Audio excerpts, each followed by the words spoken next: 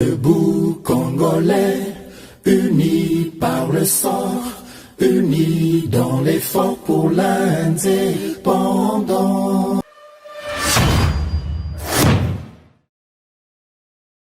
Boye malamu na GCAM Télévision, fidèles abonnés, chers internautes, et Sengolangai Koyeba Bino, Ebele à travers République démocratique du Congo, à travers Mokili Mobimba Nabolandi, Basango Nabino, Elongo na mwana mboka, Samba Olonga na la voix des éclairés, émission Kitoko Tobengaka, Debout Congolais.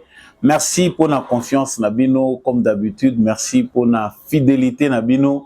Renouvelé na Sukambula Oyo na Bolandi Basango ya République démocratique du Congo. Soki sentence ezangi c'est que mission eza sans saveur, justice yanzambe erataka motote, justice yanzambe mutomoko te aishapaka na contrôle nango. Soki yo salaka mabe okanisi ke moto azomona yo te, to pe okosalaka mabe okanisi ke oza yanke. Yeba yango ke likolo bata makasi moto makasi moko pa azalaka. Likolo ya ba malin moko pa azalaka. Likolo ya bato yo batrishaka. Eza pe na mutu moko ayebi kotala ti na se mitema tricherie na bango. Mabe yo kosalaka biso tozomona yo te, c'est vrai, mais ezali na liso ezomona yo. Si sur cette terre tu ne payes pas tes forfaits, sache-le bien que même dans l'au-delà, tu finiras par payer les prix de tes actes. Il a trop tard pour changer ou se rattraper na kosalaka kaka malamu. Wana ezala qualité ananga ya boete mission oyo ebanda. Na koti na basango na biso singeli to baete marche avorté ya Martin Fayulu lelo na ville ya Kinshasa esukelaki kaka na clôture ya siège national ya parti SID.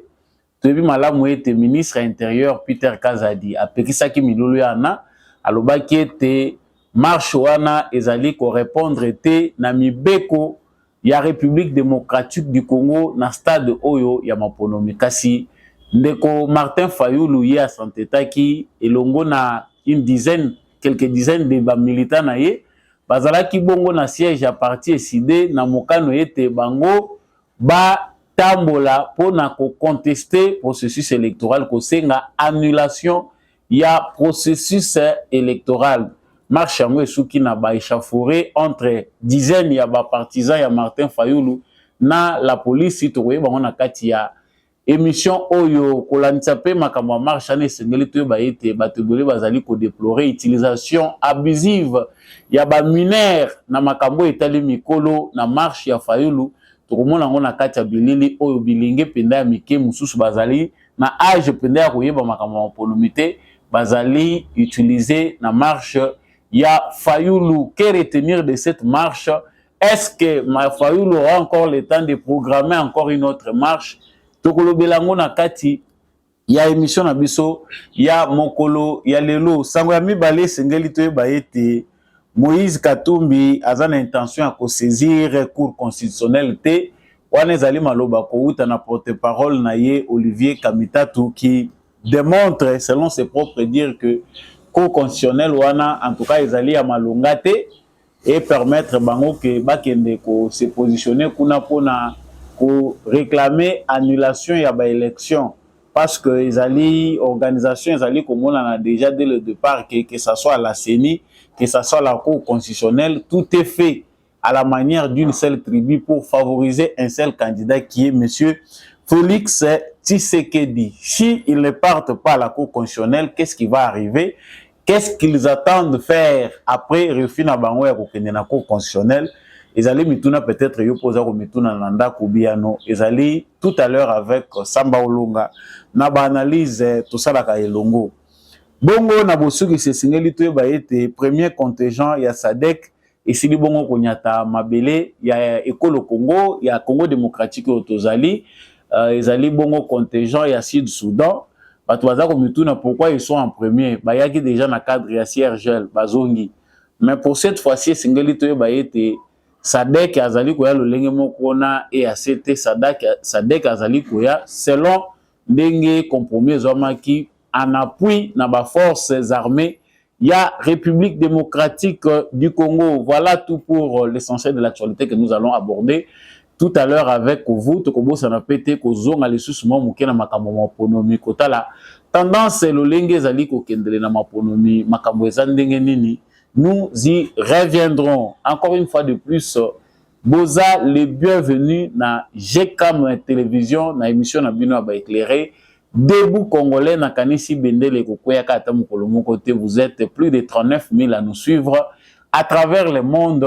Merci na bino ndenge bozo ko ba kopesa biso confiance yope soki ozana nous abonner te na etando oyo GCAM télévision en tout cas na sengi na yo o s'abonner pozanga basango ya mwana mboka samba olonga te et surtout liker partager pena voisin peut à éclairer loko la yo tikila biso pe commentaire depuis wapi yo landaka basango na biso. En tout cas si c'est à Kinshasa oko kuma pe Kinshasa soki pe za na New York okolo ba poza na New York na lolenge moko ya malamu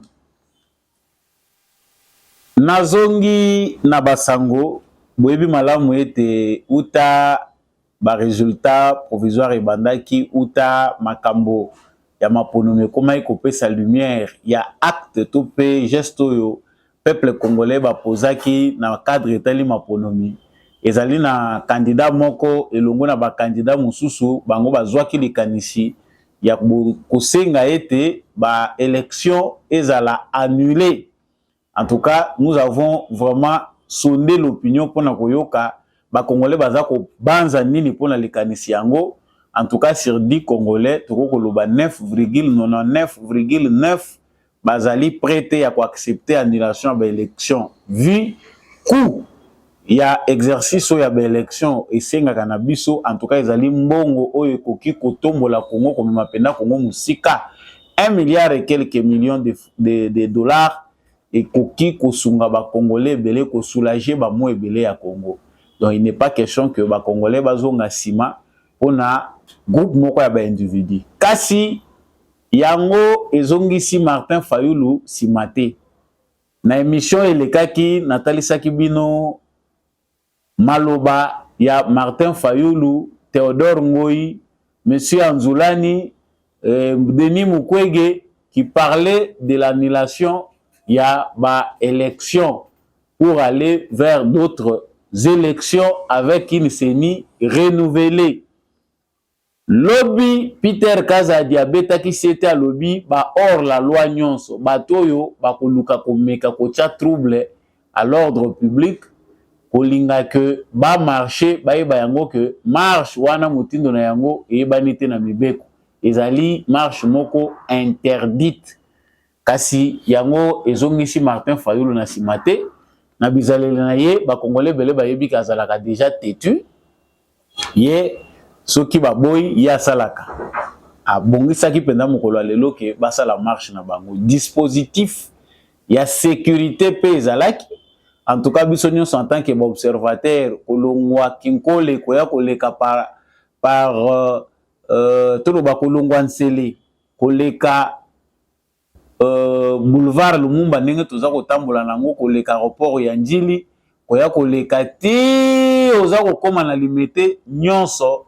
En tout cas, ba Congolais nyonso ba vaquer na ba occupation na bango ezali na ba Congolais te na trouble nesika moko na ville ya Kinshasa sauf au siège de Martin Fayulu à la Cité où on a trouvé une dizaine de militants de son parti oyo basi ba bandaki ba yembo na bango baza ko yemba na koloba ngai moko ta vato kota na komanyula makambo yango. Bolanda nanu ba séquence ya ba vidéo ya makambo esalemaki liboso ya siège ya Martin Fayulu Simandeto. Policiers na ba dipocré parce que ça va faire ba dipocré matina beto donc ici na kusongi ki na ba kusa mno kusi pour population puisque ya bikala kwa la ya vraiment avec la mpasi ya mingi avec la monde entier bali tala makambo ya bali tala beto makambo avec lomba na sani na mpangi ya Félix Tshisekedi ba pour annuler élection ba pour ba ça c'est élection ya moté puisque congolais pour vendre la caisse ya mingi na c'est pas dans la carte. OK, merci beaucoup.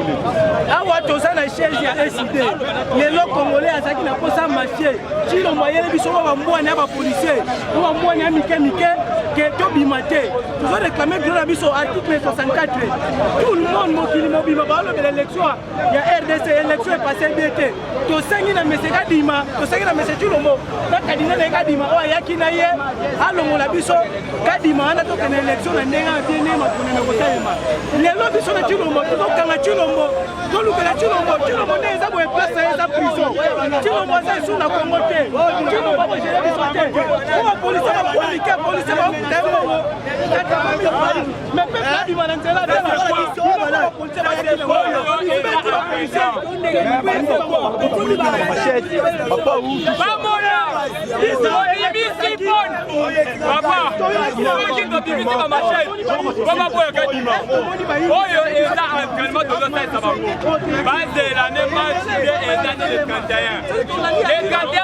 soda oyo azosekrize mboka deputa azwa mbongo lega soda tala na biloko bazobeta biso tozobunda mpo na bango ngai lio oyo tato nakufi fami na ngai ekoti ezwi manka mais nini mboka so ebongi basoda bata liboso bakozwa salaire malamu ndeko élection oyo eleki malamu te élection mobimba bato bazovote 10 fois 4 fois élection ndenge nini wana soda akobeta babete na babal perdi tozobundela bango depute azozwa mbongo lega soda oyo azosufri na mboka tala makambo wana tala nde basali wana babal perdi sikoyo tokovivre ndenge na mboka tokovivre ndenge nini tala.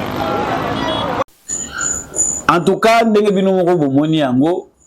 la toute première chose est d'abord que la faible mobilisation, il y a Bato Oyo, Martin Fayulu Bengaki. Il faut dire que Martin Fayulu va appeler le peuple congolais. En tout cas, on sent là que seuls quelques jeunes, parce que dans la plupart des jeunes, ceux qui peuvent approcher Bango de près, pour la plupart, concrètement ce qu'ils sont en train de faire sur les lieux. La plupart des enfants de la rue, Bachege, Oyo, maman ya changu déploré que bana wana chaque fois que Martin Fayulu alekaka bapiyaka biloko na biso. Bayibaka kopanza ba vitre mituka ezali na bizaleli na bango. C'est ça le genre ya qualité ya bato yo ba ponaki Martin Fayulu oya moneli ke élection eleki malamu te. En tout cas, c'était une dizaine de personnes, une dizaine. Il faut que Bakokipe pour avoisiner les 100, 150, 200. En tout cas, c'est ce qu'on a trouvé. Parce que Bato Bazala Kiwana, Toko Kolobate, Bakoki 1000 personnes, Toko Kosa. Ils ont un spécialiste dans le drone, il y a filmé qui penda. Dengue, beaucoup de image. Vous pouvez voir que Bazu un espace, il y a boulevard Triomphal et Nyonso. Parce que à une centaine de mètres, na ici qu'à siège à Martin Fayulu les Ali, ndeko militaire IDPS pe basalaka ici kawana basalaka pe parlement de Buna Bango. En tout cas, ils n'étaient pas inquiétés. Bango pe basalaki wana une centaine ya kosala pe parlement de Buna Bango na ba drapeau na Bango, c'est sans difficulté que basali parlement de Buna Bango. Na siège ya SID ba observateur pe bazalaki outre la police. En tout cas, ils ont batumusu ya makolo, bamona kiango lokola spectacle moko ya mauvais goût, il fallait ki batala yango.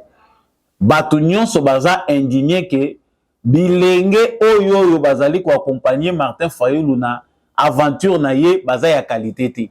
Bon, c'est vrai que les jeunes congolais bazali avoir dengue bazali une population dynamique, entreprenante. Mais mingi ba jeune oyo baza ko se retrouver dans l'entourage de Martin Fayulu oyo baza préparé pour na kokende na ambition ya zanango bazali ba jeune oyo soki loboko na yo eza ko tambola oza ko tuta bien te na poche o surtout ki pe porte-monnaie na yo ekei soki moi trouble moko ekoti wana pa il faut yeba yango ke biloko ya batu ezokende. C'est ça la qualité d'homme. Mais félicitations à la police, manifestation interdite, la police a permettre bangote que bacha makolo na bango na balabala, c'est-à-dire ndenge ba fixaki itinéraire na bango ke bakobanda na Triomphal pour aller chiter na siège ya CENI. En tout cas, ba permettre bango te na kati ya échauffourée wana po mona ke différence ezali entre ba kulula na ba manifestants. Ba machete bimi, ba pawe bimi, ba kongo bimi oyo ba partisan ya Martin Fayulu ba yaki nango pona ko attaquer nango ba agent ya la police. Bino boyebi ke la police azawana pona ko assumer l'ordre. Soko yaki pe oza préparer o mela gaz. Il faut kutana nango. Je vous laisse voir comment Martin Fayulu yemoko amelaki nano gaz et quel est le compte rendu yemoko aza ko sala ya marche na yesi matozongi.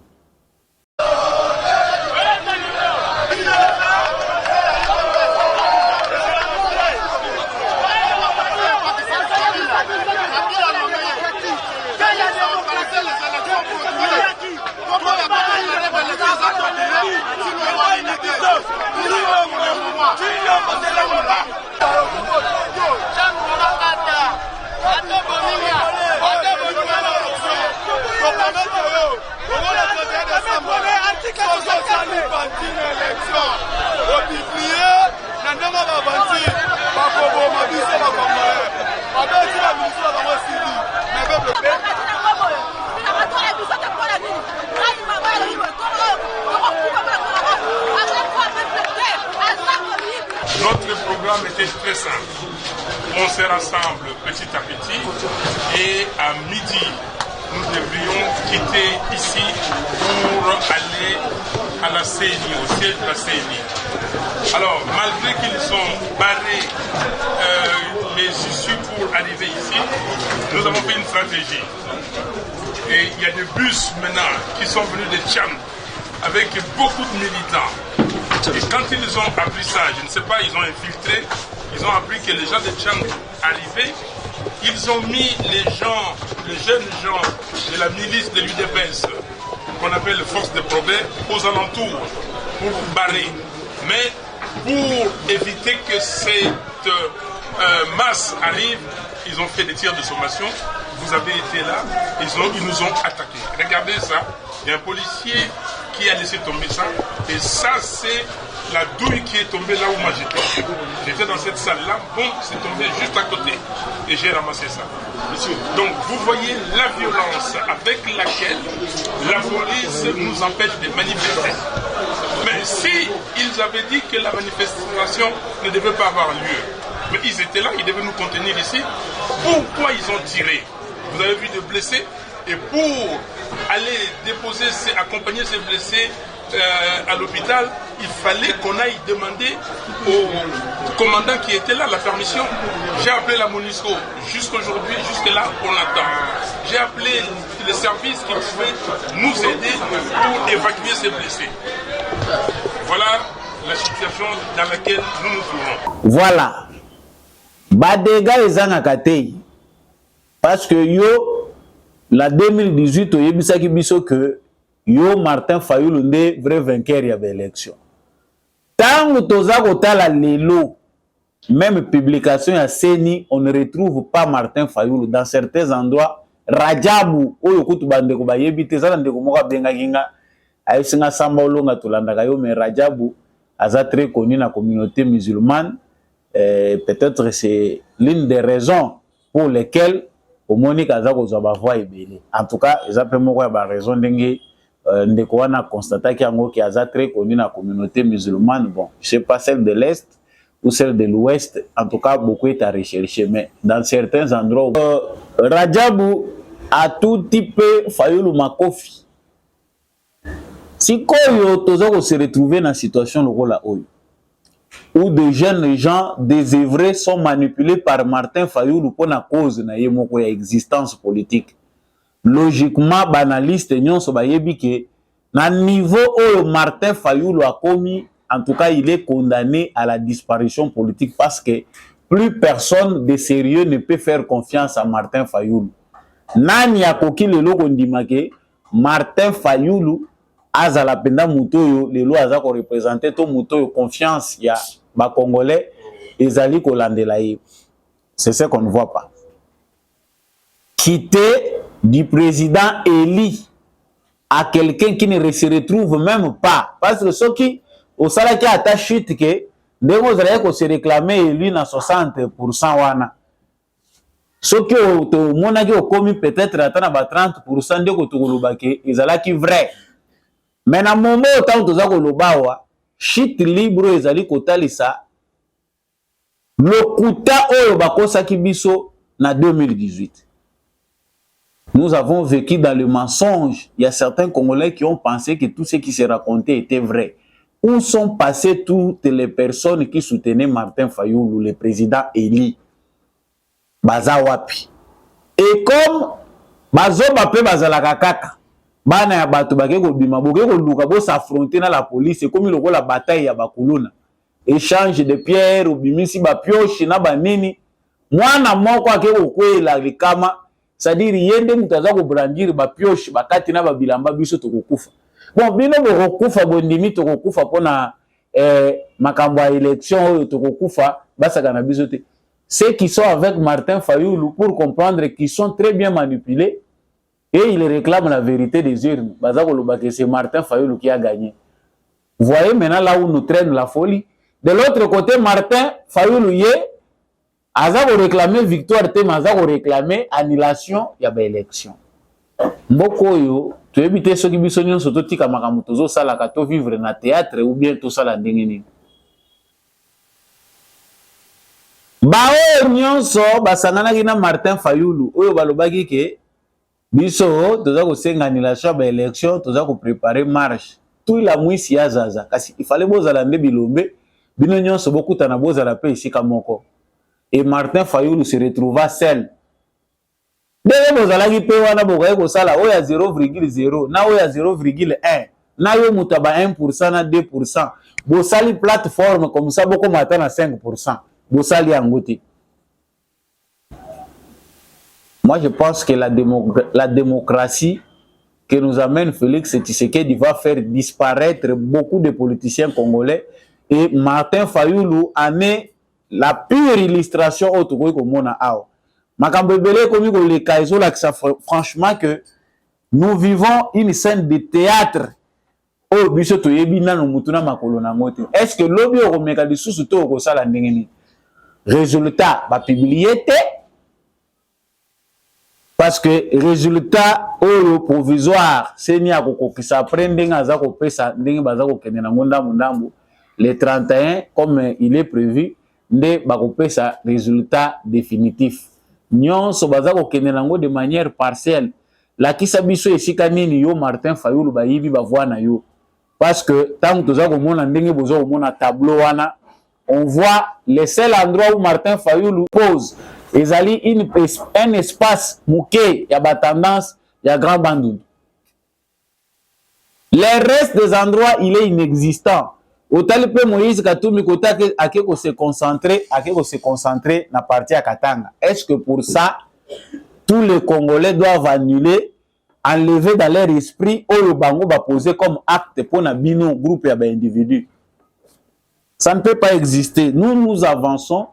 Chers frères congolais, le peuple congolais, batunion se bataille ici vraiment que maturité na bango et poussani. Monique que congolais nyon soit na musala na ye, journée est perturbée pendant que ce théâtre là s'est passé na niveau il y a bureau il y a siège national il y a parti à Martin Fayoulou. Les autres passent bazako circuler na bango ba musupe bazako seka na bango. C'est une comédie de mauvais goût. Et puis, ils allaient insulter le peuple congolais, ils allaient respecter le peuple congolais. Des millions d'électeurs qui ont voté, et même si toi tu avais gagné. Pendant ce temps, Olivier Kamitatu, Abimi Congo. Olivier Kamitatu, Abimi Libanda ya République démocratique du Congo. À un moment où tu as Libanda. Est-ce que parti ensemble ya Katumbi, est-ce que candidat Katumbi na krek naye bazali prêt ya kokende ko introduire recours na bango pour annulation ya ba élection na cour constitutionnelle? Suivez la réponse d'Olivier Kamitatu puis nous répondons. En qualité de porte-parole du président Moïse Katumbi, j'entends porter à la connaissance de tout un chacun la clarification suivante.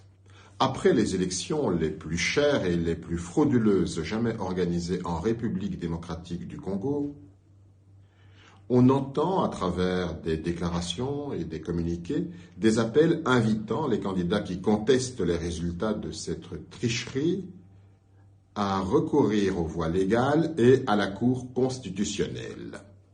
Mon devoir consiste à rappeler à ceux-là que pour se maintenir au pouvoir, le régime en place a mis en place une structure officielle de fraude allant de la CENI à la Cour constitutionnelle. D'ailleurs, toutes les organisations chargées du processus électoral ne sont présidées que par des éléments, des membres appartenant à la tribu de Félix Tshisekedi. La Cour constitutionnelle est donc le dernier maillon de l'axe du mal et constitue le prolongement de la machine mise en place par le régime pour son maintien au pouvoir. La Cour constitutionnelle ne pourra que consacrer la fraude orchestrée en amont. Recourir à elle lui permettra de blanchir la fraude de M. Kadima et de jouer pleinement son rôle dans l'axe du mal contre les vraies élections. M. Denis Kadima a planifié et organisé un chaos qui ne pourra jamais être annulé par la Cour constitutionnelle, déjà trop décrié dans son fonctionnement et surtout pour son président. Autre chose. Suite à toutes les irrégularités reconnues même par M. Denis Kadima, la CENI a décidé de créer une commission qui va enregistrer les dénonciations, investiguer, sanctionner et même annuler certains scrutins. Autre hypocrisie. Tout le monde sait très bien que M. Denis Kadima est l'auteur principal de ce chaos, certainement téléguidé par le bénéficiaire. Comment, raisonnablement, peut-on espérer que la CENI ou que M. Kadima mène une enquête objective? La CENI va-t-elle se transformer en témoin ou en mission d'observation? Il faut tout simplement annuler ces élections. Il y a impérieuse nécessité pour tout le monde de continuer à démontrer toute la fraude qui discrédite foncièrement ce processus mafieux, qui n'aura été qu'un gouffre financier, plus d'1,2 milliard de dollars américains divertis entre des copains. Pour revenir à la Cour constitutionnelle, que pouvons-nous attendre d'elle si l'on sait que son président a félicité la CENI pour la qualité du travail abattu?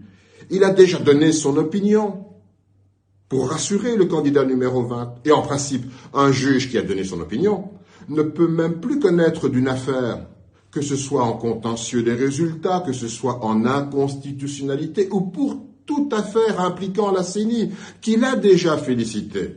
En réalité, il ne nous reste que l'article 64, qui fait obligation à toutes les Congolaises et à tous les Congolais de faire échec à toute tentative illégale de prise de pouvoir. Voilà. Au Bosili Kolanda, c'est bien Olivier Kamitatu. Pour Olivier Kamitatu, ba élection eleki malamute. Ils ne sont pas prêts. Bazan l'intention, Moïse Katumbi n'a pas l'intention d'atteindre la Cour constitutionnelle pour introduire recours na annulation ya ba élection. Pourquoi? Parce que Cour constitutionnelle pour na bango ezali instrument ya Félix Tshisekedi. Pourquoi? Parce que toutes les institutions oyo ezali liées na organisation à processus électoral ezali tribalisé. C'est-à-dire candidat moko tribuna yende mutu ezali koantaché régularité ya makambo oyo esengeli ya maponomo. C'est-à-dire pour na bango ba conclure que bango ba kotikala ko kendete na Cour constitutionnelle pour na kosenga annulation. Que vont-ils faire? En tout cas, Toyoka Kindenge Tulobaki Lobby, moi de Simba, a lobby que yé bazali ko lancer appel na peuple congolais mais na peuple katangé. Pour biso nyonso to komi da ba katangé. ba lancer appel na peuple katangais azala prêt na mot d'ordre ya Moïse Katumbi pour bayiba victoire na bangote basakana na mabele na bangote. Mais la question qu'on se pose, biso toujours se poser question wana. Tangu M. Olivier Kamitatu na Moïse Katumbi baye na processus électoral, baye bakiteke kadi maza mulu baza même tribu ya Félix Tshisekedi. Tope baye bakiteke président ya cour constitutionnelle aza tribu ya Félix Tshisekedi. C'est après processus bakei pe ba voter balandi processus non c'est normal nde ba comprendre finalement que moyen ba que le cour constitutionnel les a parce que avant la tribu ya Félix Tshisekedi et tout va se jouer à sa faveur. Ce n'est pas pour la première fois que il y a même tribu baza ko se retrouver dans ba structure où les alliés liés dans l'organisation ya ba élection. Donc ça bon un premier faux débat.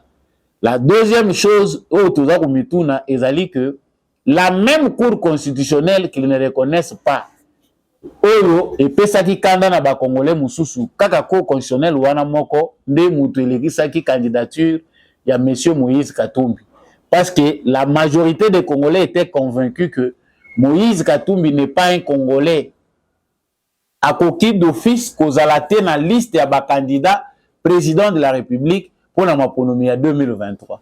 La Cour constitutionnelle nous a prouvé le contraire. La théorie est matière liée à la Cour constitutionnelle. Le débat sur la nationalité n'est pas associé. Et ils sont associés à la Cour constitutionnelle.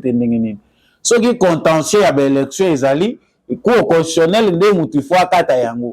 Tant que le dossier est valable, c'est la Cour constitutionnelle. Oyo azali juridiction habilité à kokata makambu ya élection même tesengeli kotala yango même si la question de nationalité n'est pas liée directement à la Cour constitutionnelle mais parce qu'il s'agit d'un contentieux électoral il faut battre la likambo wana na Cour constitutionnelle c'est la Cour constitutionnelle après avoir énuméré que likambo eza contentieux ne akotinda mutu wana pour akende na Cour suprême.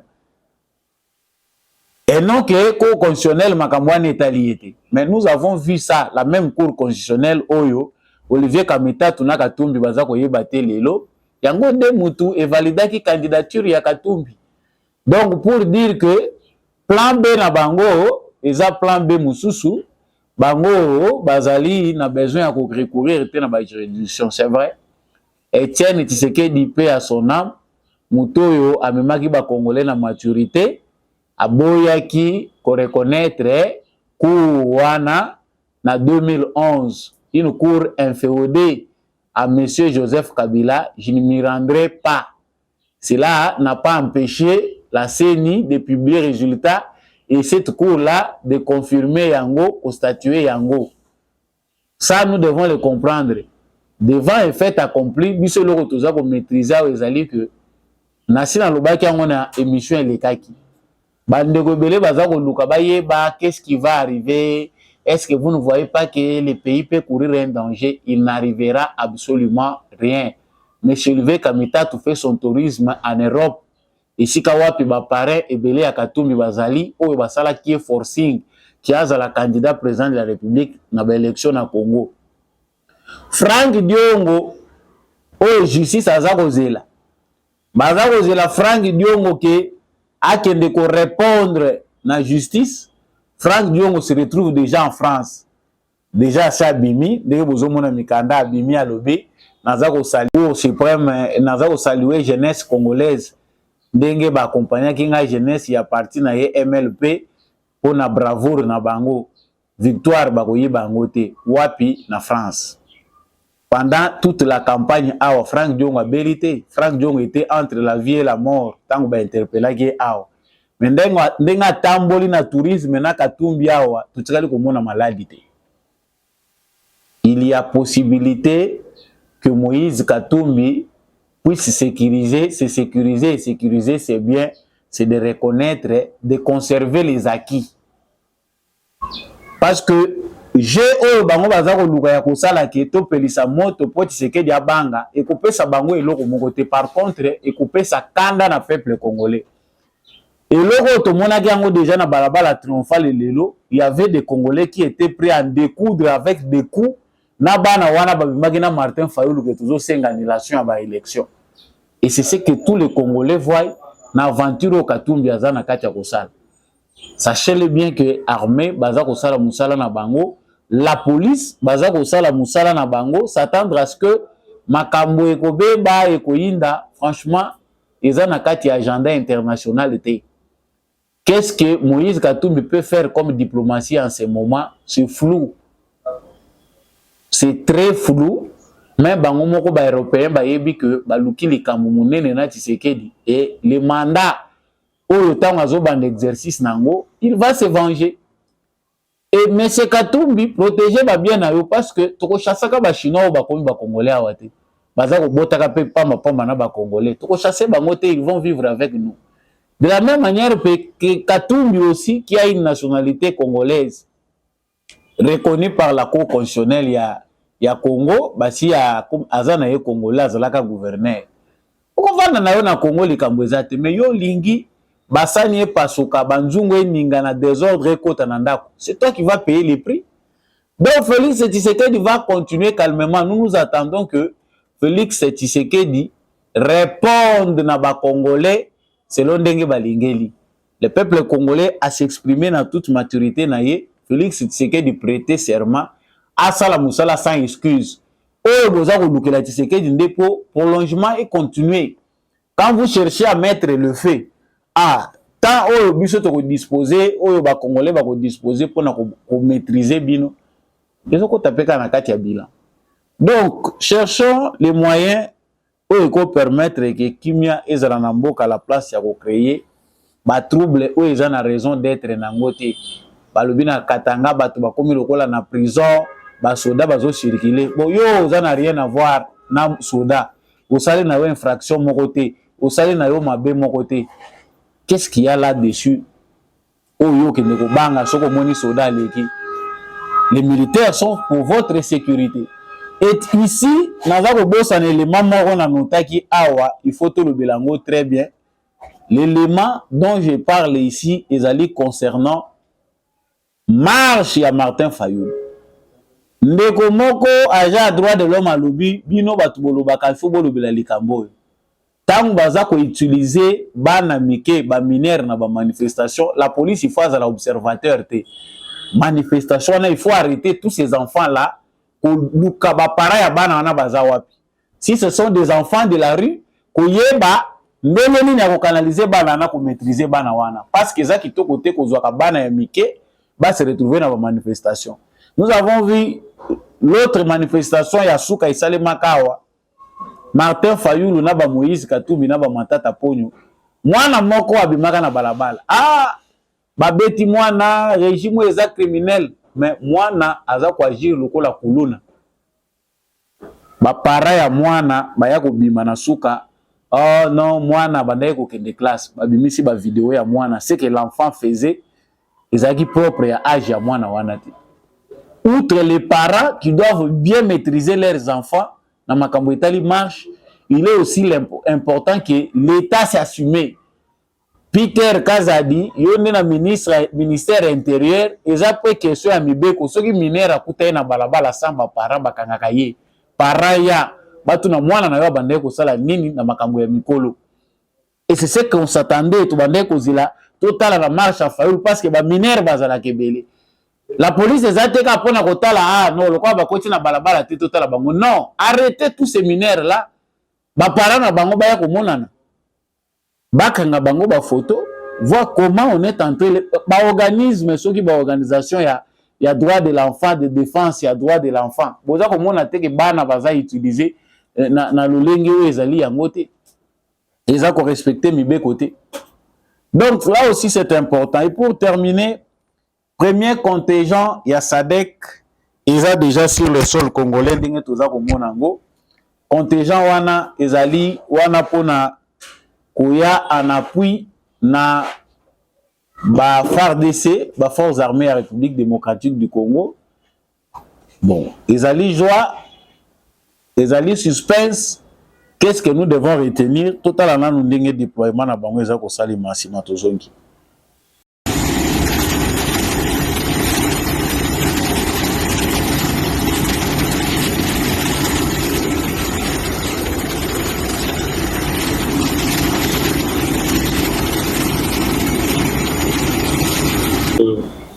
Voilà, le peuple congolais de manière générale a déçu.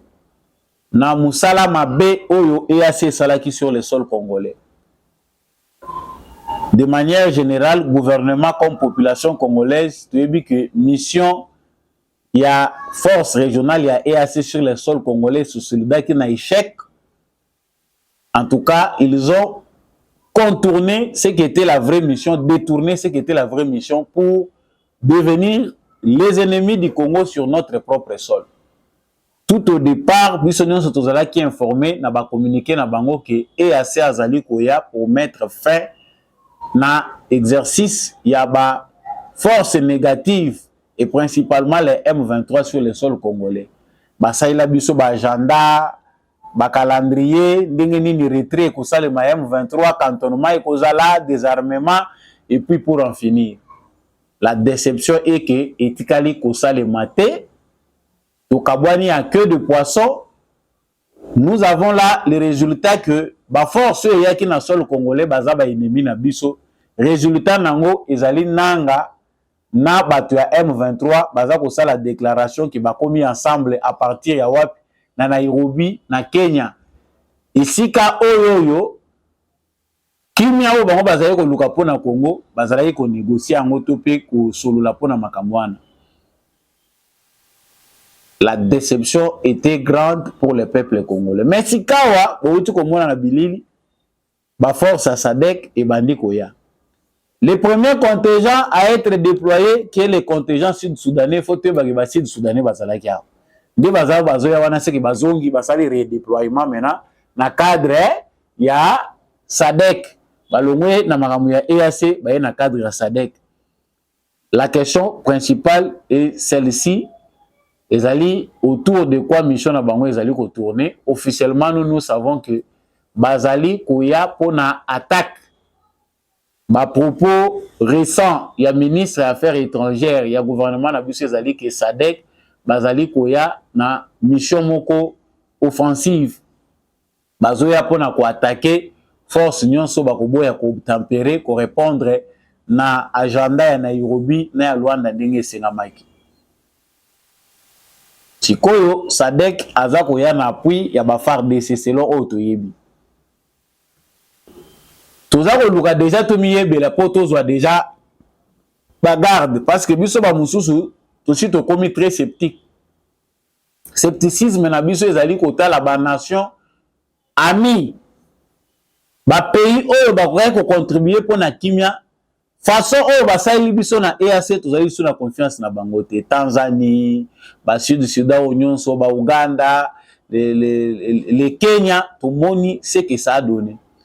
Maintenant que d'autres contingents basali ko se redéployer, il faut que le gouvernement congolais puisse être bien clair là-dessus. Nous n'avons plus besoin de touristes à la place des militaires. Militaires azalaka touristes étaient. Militaire azalaka politicien te poya ko sala ka ba négociation na place ya ba politicien. Faux.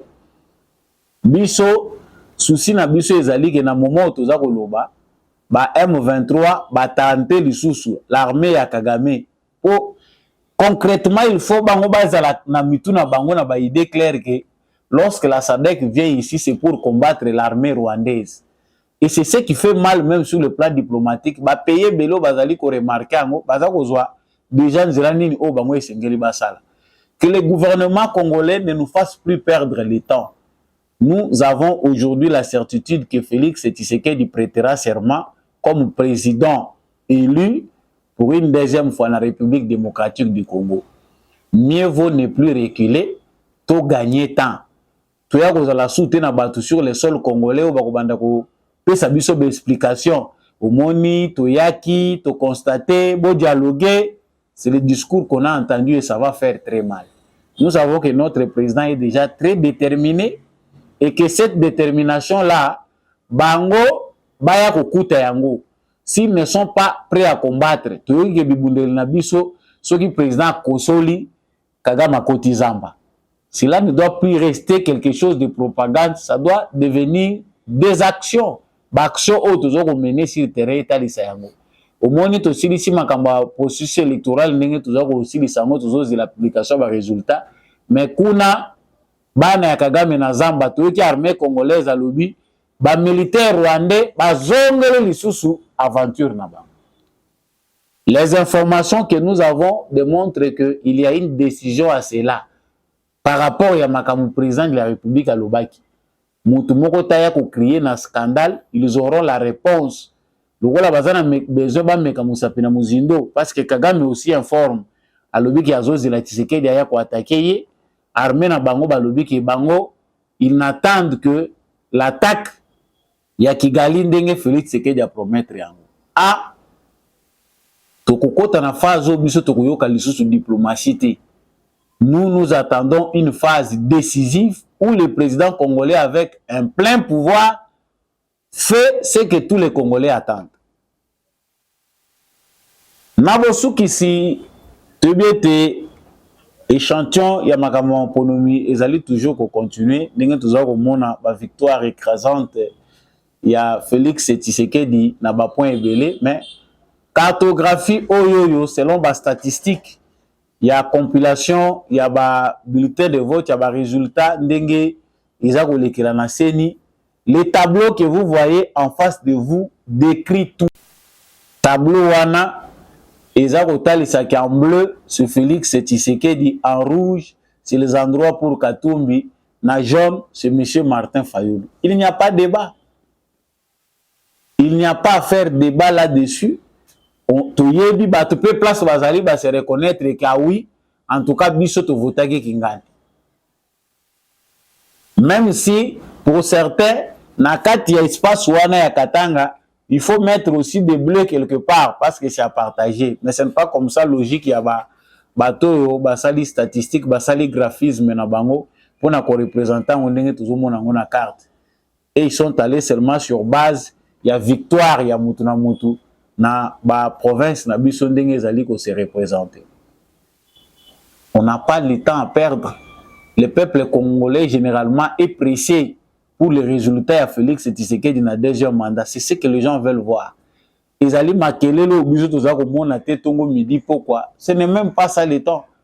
On peut se réveiller matin tout ça il est quand le soir on parle d'autres choses. Émission Mokola Lelo nakanisi et komi na suka pour la bino ba union so bolanda ki yango. Merci na confiance au bino bozo continuer ko pesa GCAM télévision pe émission de Beau Congolais. Merci na bino balandi ya mwana mboka Samba Olonga na pesi matondo na équipe technique oyo éternel ya accompagner biso ya ndekombi ya Chako. Merci na ba union so bo soutenaka GCAM télévision pe émission de Beau Congolais. Merci na Apôtre Gérard Kabea, merci na l'homme de la vérité des urnes Jean-Louis Timbalanga. Merci à papa Freddy Ngwama, papa Boniface Mpunga.